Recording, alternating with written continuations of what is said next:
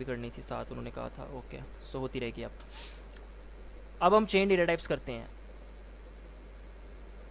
Data types को कैसे change करना है, सिंपल, प्रिंट किया, A3 था ना हमारे पास, तो एक कीवर्ड होता है हमारे पास, जैसे हमने डी टाइप किया था आगे के चेक करने के लिए। क्या अगर मैं कहूँ कि मुझे एक डेटा टाइप को, इस एरे को कन्वर्ट करना है इन 32 के अंदर, तो उसका बड़ा सिंपल एक कीवर्ड होता है एस टाइप, एस टाइप, और आगे जिस भी आपने एरे के अंदर उसको कन्वर्ट करना है ना, जिस भी डेटा टाइप के अंदर, आप उसकी डेटा टाइप लिख दो, बस वो कन्वर्ट हो गया। मैंने उसको 32 में था ना, मैंने इसको कन्वर्ट करवाया तो वो 32 में अब चला गया, पहले वो 64 में था। अभी बिकॉज ये देखो नीचे वाले में आके इसको अनकमेंट करता हूँ ना, इसको मैं रन करता हूँ तो ये 64 में है। तो जैसे ही मैं इसको रन करता हूँ यहाँ पे और इसको मैं रन करवाता हूँ तो ये हो गया। अब इसको अगर मैं इधर दोबारा लिखूँ ना, प्रिंट, अच्छा अभी इधर एक और चीज़ हमें पता चलेगी कि क्या ये एक्चुअल डिफ़ॉल्ट में चेंज करता है या एक नई टेम्परेरी वैल्यू में चेंज करता है, तो हम वो भी देख लेते हैं।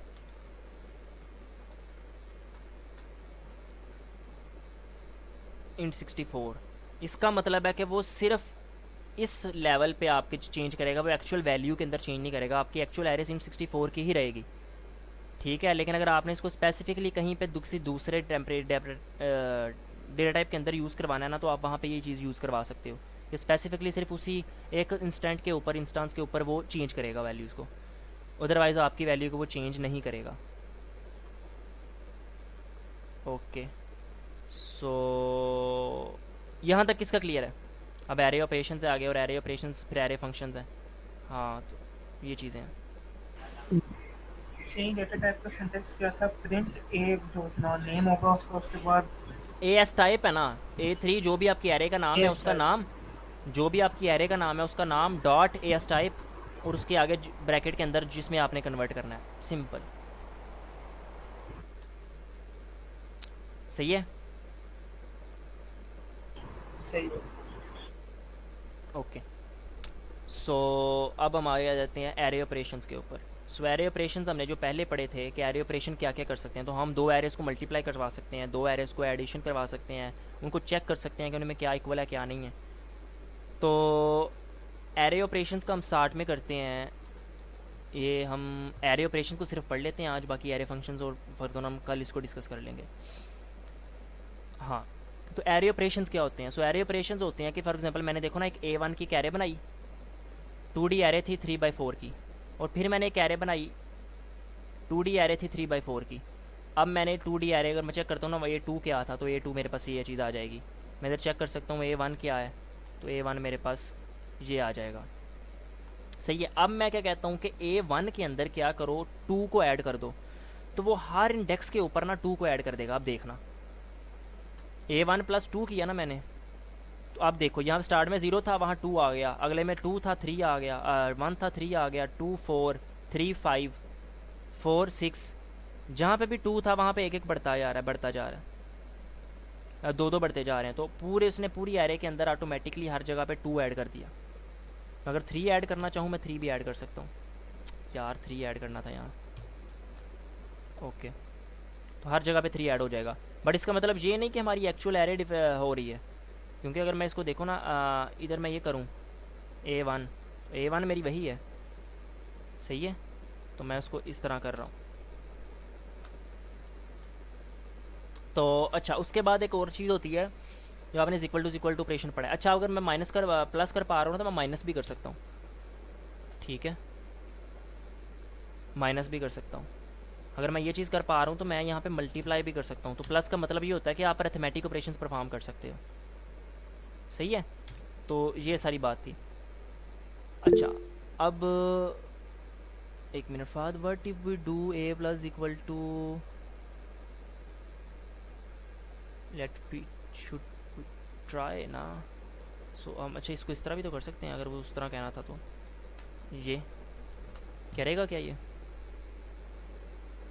अच्छा, अब इसको मैं रन करवाता हूँ, प्रिंट A1 करता हूँ सिंपल। उसने एक्चुअल में चेंज कर दिया,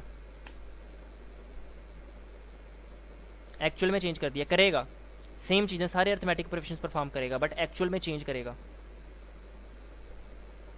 क्लियर हुआ? ओके, सो हम इधर आ गए A1 इज़ इक्वल टू 6 के ऊपर। अच्छा, अब इज़ इक्वल का मतलब क्या है कि मैं चेक करवाना चाह रहा हूँ कि क्या A1 जो है ना एरे, उसके अंदर कहीं पे 6 है। तो अगर तो ये चीज़ चेक करनी है तो वो ऑटोमेटिकली मुझे खुद ही बता देगा कि क्या A1 के अंदर 6 है। अब यहाँ पे ये A1 थी, इसके अंदर 6 कहाँ पे है? ओके अरमान आ जाओ। इसके अंदर 6 कहाँ पे है? स्टार्ट में है, बाकी तो कहीं पे भी 6 नहीं है। उसने स्टार्ट में कह दिया ट्रू, बाकी हर जगह फॉल्स। ठीक है, तो ये अगर मैं इसको नॉट इक्वल टू करूँगा ना, अच्छा अब इसको रन करके देखते हैं। वो स्टार्ट में मुझे फॉल्स कर देगा, बाकी सारी जगह ट्रू कर देगा क्योंकि ये नॉट इक्वल टू है। तो आप ये इस तरह ये भी चीज़ कर सकते हो, ये ऑपरेशंस को परफॉर्म कर सकते हो। उसके बाद दो एरेज को आपस में प्लस कर सकते हो कि मेरे पास A1 है और A2 है, मैं A3 बनाना चाहता हूँ। तो मैंने उसको परफॉर्म किया, जो A1 थी वो और A2 आपस में एलिमेंट वाइज प्लस हो गए। एलिमेंट वाइज का मतलब A1 का पहला 6 था, यहाँ पे A2 को अगर मैं रन करवाता हूँ, A1 का पहला 6 था याद रखना, और A2 का पहला 12 था। तो क्या आ गया हमारे पास 18। A1 का दूसरा 7 था, A2 का दूसरा 13 था। तो क्या आ गया इसके अंदर प्लस करने के बाद 20। तो उसने ऐसे एलिमेंट वाइज हर एक की आपस में एडिशन करवाई है। ठीक हो गया? यहाँ तक किसी को कोई प्रॉब्लम? अभी एरे फंक्शंस आ गए हैं, ये सारे इसमें प्लस माइनस मल्टीप्लिकेशन डिवीजन वो चीज़ें आप खुद कर लेना, अरिथमेटिक पर फंक्शंस परफॉर्म हो जाते हैं। ओके, हाँ अभी तक प्रॉब्लम? ये सारे उस इंस्टेंस पे चेंज करते हैं वैल्यू या फिर सारी ऊपर एंड तक साथ अगर चेंज आप करते हैं उसकी वैल्यू? आप उसको अब सिंपल लाइक किसी वेरिएबल में स्टोर नहीं करते ना, उसको अपने वेरिएबल में स्टोर भी नहीं करते, तो वो सिर्फ उसी इंस्टेंट पे चेंज करेगा। बट अगर आप उसको जैसे मैंने यहाँ पे किया है, उसको अपडेट करवा देते हो ना कि A1 के अंदर 3 को ऐड करो और फिर A1 को अपडेट कर दे, तो फिर तो वो अपडेट करेगा, फिर तो वो इस तरह अपडेट करेगा जैसे यहाँ पे उसने अपडेट किया जो है। सिंपल जैसे लिखा था सिंपल A1 + 3 वो सिंपल उसी इंस्टेंस पे चेंज होगा, और जिसने प्लस हाँ इक्वल्स टू डाल के किया तो फिर वो टोटल चेंज हो एग्जैक्टली exactly, वो टोटल इसलिए चेंज होगा ना कि अब हम उसको एक्चुअल वैल्यू के अंदर चेंज करवा रहे हैं और खुद करवा रहे हैं। जाएगी। बट अगर मैं इसको इस तरह करूँ सिंपल, तो वो मुझे सिंपल उसी के अंदर सिर्फ चेंज करते दे देगा। ये देखना, ठीक है, पहले 0 था, अब वो 3 3 सारा हो गया, 3 4 और जो भी है उसका, तो इस तरह हो गया।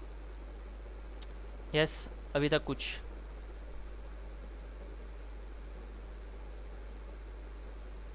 Any question till now? कितनी देर हुई है मेरे को स्टार्ट हुए वैसे? बताओ ज़रा कोई बंदा। 15 मिनट हो गए। 16 मिनट हुई। ये ओके दूसरी लैब में दूसरी ओके, क्लास सो नीचे फंक्शंस देखते हैं। फंक्शंस बहुत काफ़ी ज़्यादा हैं, नहीं ठीक है थोड़े ही हैं, इनको ख़त्म कर लेते हैं फिर उसके बाद आप कर लेना। फंक्शंस थोड़े से इंटरेस्टिंग भी हैं। अच्छा, अब ये चीज़ देखो, अब एरे फंक्शंस पे आते हैं। एरे फंक्शंस के अंदर आपके क्या, हमने सबसे पहले ऊपर देखा ना रैंडम, हम रैंडमली अगर हमने कोई भी एरे बनानी हो 3 बाई 3 को, तो मैंने उसको रैंडम बता दिया, उसने मुझे रैंडमली 3 बाई 3 की एरे बना के दे दी। फिर एक टू बनाई, उसके अंदर मैंने 3 बाई 3 उसको कह दिया कि 3 रोज़ 3 कॉलम्स हो, उसने मुझे फिर एक A2 नाम की एरे बनाई रैंडम 3 बाई 3 की, उसने मुझे बना के दे दी। अब मैं उसको क्या कहता हूँ, मैं कहता हूँ कि A2 को पकड़ भाई और NP डॉट राउंड क्या कर कि A1 के जितने भी एलिमेंट्स हैं ना, A1 के जितने भी एलिमेंट्स हैं हर एलिमेंट को 100 के साथ मल्टीप्लाई कर दे, और जो भी इसका आंसर आता है उसको राउंड करके मुझे दे दे। राउंड करने का मतलब कि अगर तो वो 5 से बड़ा है तो वो 5 से अबव वाले इंटीजर वैल्यू में चला जाए, 5 से छोटा है तो वो 5 से छोटी वाली इंटीजर वैल्यू में चला जाए, वो पॉइंट में नहीं आएगा। तो उसने मुझे वो राउंड ऑफ करके दे दिया।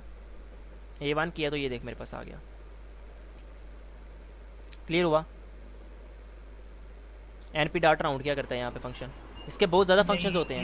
ये राउंड ऑफ सेम जो राउंड ऑफ करते हैं जो वो, या राउंड ऑफ फिर कोई सिंपल आप राउंड ऑफ जो करते हो, हाँ नंपाई के अंदर भी आप कैसे राउंड ऑफ कर सकते हो किसी भी वैल्यू को। ठीक है, आगे उसके बाद हम आगे आ जाते हैं मैक्स मीन प्रोडक्ट सम, ये सारी होती हैं। अच्छा, इधर एक चीज़ नोट करना तुम, इधर ये चीज़ एक ये नोट करना, एक मिनट, सही है। 0 का मतलब होता है रो, 1 का मतलब होता है कॉलम एक्सिस के अंदर, याद रखना ये चीज़। अच्छा, अब अगर मैं इसको कहता हूँ ना कि NP डॉट मैक्स रन करवाता हूँ, अब उसको मैंने क्या बोला है कि A1 की ना, A1 की रो के अंदर, हर रो के अंदर कितनी रोज़ हैं A1 की? A1 की रोज़ हैं, A1 कहाँ गया हमारा A1? इधर मैं कॉल ही करवा लेता हूँ A1 को। ये रहा हमारा A1, और इसको मैं अगर रन करवाता हूँ, ओके, सो इसको दोबारा रन करवाता हूँ। सो ये है A1। हर A1 की पहली रो के अंदर सबसे बड़ी वैल्यू कौन सी है?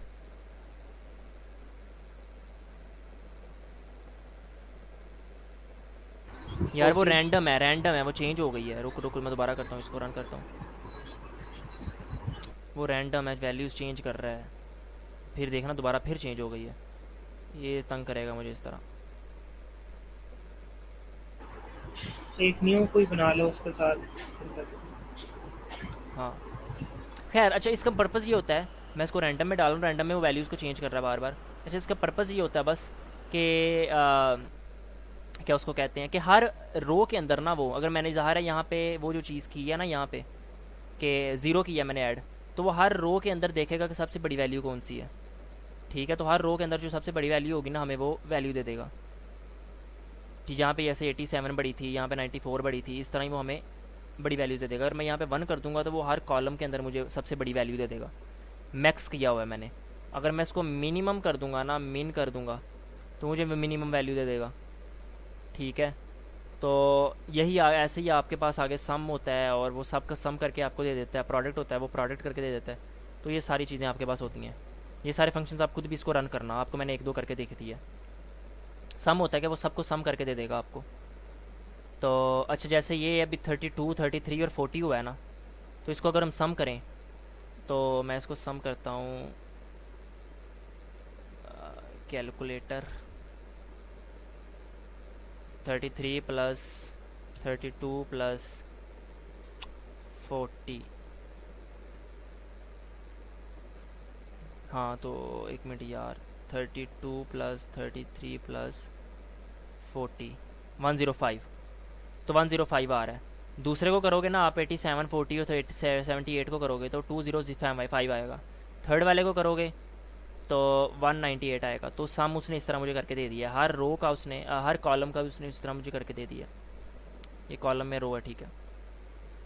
प्रोडक्ट आगे से ये चीज़ हो रही है जो आप प्रोडक्ट देख रहे थे, जो मैंने ऊपर बताया आपको। मिनिमम के अंदर उसने देख बता दिया कि पूरे के अंदर मिनिमम कौन सा है, तो उसने मुझे बता दिया कि 17 मिनिमम है। सही है। अब आगे आ जाओ, एन पी डॉट क्या होता है? सो डॉट प्रोडक्ट पढ़ा किसी ने? Dot product. डॉट और क्रॉस प्रोडक्ट वाला। हाँ, डॉट प्रोडक्ट पढ़ा हुआ है ना? जी जी। वो तो एलडीए वो थोड़ा स्केलर वेक्टर वाला जो होता है। स्केलर वेक्टर, हाँ हाँ हाँ, सही सही। तो ये चीज़ हम वहाँ पे कर रहे हैं कि जो आपकी वो पहली रो और दूसरे कॉलम को आपस में वो मल्टीप्लाई करना मैट्रिक्स के अंदर, तो उसको हम आगे लेके जाना फर्दर ऑन, फिर उसके एक इंटीजर को आगे, फिर उसकी कॉलम से मल्टीप्लाई करना। तो वो कैसे मल्टीप्लिकेशन हो रही है? वो मल्टीप्लिकेशन का तो मोस्टली को आइडिया होगा वो कैसे हो रही होती है, मैथ में सब ने पढ़ा होगा। तो यहाँ पे भी वो सेम चीज़ मल्टीप्लाई हो रही है, लेकिन वो आपको कुछ भी आपको खुद करने की ज़रूरत नहीं है। आपने दो एरेज बनाई, दो एरेज बनाने के बाद आपने सिंपल एन पी डॉट करके ना उन दोनों एरेज के नाम पास कर दिए, वो ऑटोमेटिकली उन दोनों एरेज को डॉट प्रोडक्ट कर देगा, दोनों एरेज का। और ये चीज़ें कहाँ पे यूज़ होंगी? ये आपकी मशीन लर्निंग के एल्गोरिथम्स के अंदर और डीप लर्निंग के अंदर काफ़ी हर एक फंक्शन यूज़ नहीं होगा, लेकिन काफ़ी फंक्शन इसमें यूज़ होंगे। अच्छा, जो सबसे ज़्यादा फंक्शन यूज़ होंगे ना, जिन पे आपको ज़्यादा कमांड आनी चाहिए नमपाई के अंदर, वो मैंने लास्ट में लिखे हुए हैं। आप मेनली उन्हीं फंक्शन को ज़्यादा रट लेना बस। मैंने उनके साथ उनकी पूरा एक एक एग्जाम्पल और एक एक उनकी डॉक्यूमेंटेशन का लिंक भी दिया हुआ है। तो बेसिकली आप बेशक ये पूरा एक दफ़ा देख तो लो, आपको आइडिया होगा, बट उसके बाद आप ही सिर्फ जो मैंने फंक्शंस नीचे लिखे हैं ना, आप इन्हीं को एक अच्छी तरह कर लेना, आपकी बहुत ज़्यादा नंपाई इसी में हो जाएगी। अच्छा, उसके बाद हम आगे आ जाते हैं, कहाँ गए मेमोरी फंक्शन, ये थे आ गए। उसके बाद आपने साइन कॉस थीटा वगैरह टेन वगैरह पढ़े होंगे। तो हर इन एलिमेंट A1 के अंदर हर एलिमेंट की टेन की कॉस की वैल्यू क्या है? तो अगर मैं एन पी डॉट कॉस करूँगा, A1 लिखूँगा, मुझे वो हर वैल्यू की कॉस की वैल्यू दे देगा। अगर मैं यहाँ पे साइन कर देता हूँ तो वो मुझे साइन की वैल्यू दे देगा। टेन कर देता हूँ, मुझे टेन की वैल्यू दे देगा। तो मेरे पास ये ट्रिग्नोमेट्रिक ऑपरेशंस में इसमें इजीली परफॉर्म कर सकता हूँ। उसके बाद अगर मुझे एक्सपोनेंट चाहिए, एक्सपोनेंट मीन्स के मुझे A1 के जो है ना वो उसको उसी के साथ मल्टीप्लाई करवाना है उसकी पावर में। तो अब डॉट एक्स पे जस्ट लिखूँगा तो वो उसी पूरे एरे की मुझे एक्सपोनेंट की वैल्यू दे देगा। जैसे उसका 7/7 और आगे ये E+33 जो 13 आ रहा है, ये उसकी पावर आ रही है, कितनी पावर है उसकी, तो ये वो चीज़ आ रही है। उसके बाद आपने वो पढ़ा होगा राउंड जो हमने ऊपर पढ़ लिया, सील और फ्लोर। सील क्या होता है बेसिकली कि अगर आपका 0.25 है ना, तो सील अगर हमने ऑपरेशन लगाया हुआ है ना, तो वो आपको 0.25 से वो आपको 3 पे ले जाएगा, ओ 1 पे ले जाएगा। इवन दो कि आप 5 से छोटे हो, लेकिन अब आपको सील है तो वो आपको ऊपर वाले इंटीजर में लेके जाएगा, फ्लोर है तो वो आपको नीचे वाले इंटीजर में लेके जाएगा। जैसे फॉर एग्जांपल यहाँ पे हमने रैंडम किया, मैंने एन पी डॉट सील किया ना, तो जो भी इधर ऑपरेशन परफॉर्म होंगे, फॉर एग्जांपल मैं आपको इधर करके दिखाता हूँ, simple example N P dot ceil, और इसमें मैं ऐड कर देता हूँ 2.5 ऐड करके देखता हूँ क्या कहेगा। एक मिनट, 2.5 सही है। इसको मैं भी करता हूँ सील समझाने के लिए कि सील क्या होता है, अगर रन हो जाए तो। हाँ, अब ये देखो 2.5 था ना, मैं 2.2 भी करूँगा ना यहाँ पे, वो 3 पे ही जाएगा, ये सील होता है। लेकिन अगर मैं यहाँ पे 2.7 कर दूँ और यहाँ पे मैं फ्लोर कर दूँ, तो ये 2 पे ले आएगा। देखो 2 आ गया, इवन को 2.7 था।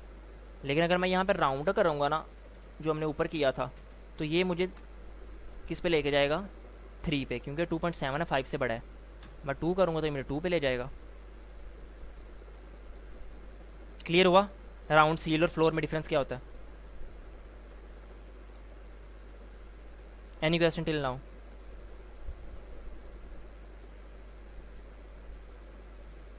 इसको मैं इधर से बंद करता हूँ।